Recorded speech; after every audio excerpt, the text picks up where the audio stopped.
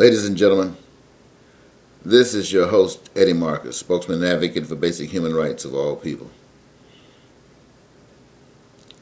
Last, I talked to you about an article I had read on The Onion. U.S. economy grinds to a halt as nation symbolizes money just a symbolic, mutually shared illusion. We saw Fed Chair Ben Bernanke. Got a few bills in his hands, he's burning it, as he indicates the worth of money.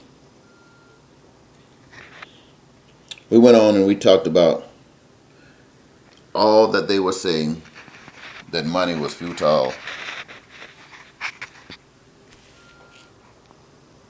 and those who recognized it were suggesting that we start maybe perhaps using the barter system to continue to do business because money was no trustworthy any longer.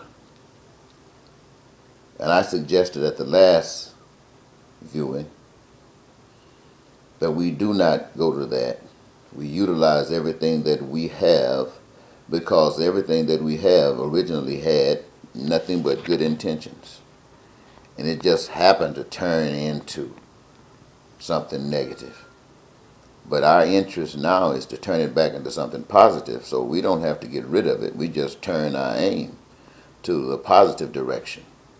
And we use the institutions, those that has to do with every facet of our lives, whether it has to do with our housing, our education, our health care, our transportation, our infrastructure as far as the streets, our food systems, our careers, everything that has been necessary to help direct us down the path of life is still necessary. Only thing that is changing is where we're headed. And where we're headed is to bring peace and prosperity to this nation, and to bring prosperity and joy to each of us as individuals. And we recognize that the way to do that is to change the way we've done things in the past. We have to look after one another. We have to protect one another. That's the only protection we have. We can't select ourselves in a group and then call people that say they're going to speak for us, and then we got an opposing group on the other side. Then they're both arguing and fussing over us and talking about what we're going to get. We always losers. And anybody that would try to suggest that we maintain a system like that must have something to win in that, because it's sure not you and it's sure not I.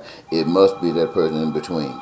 And since we know that it doesn't work for you, it doesn't work for me, let's knock out any possibilities of anything else existing by eliminating it all but us. And you and I, let us aim and work together for the common good of it all.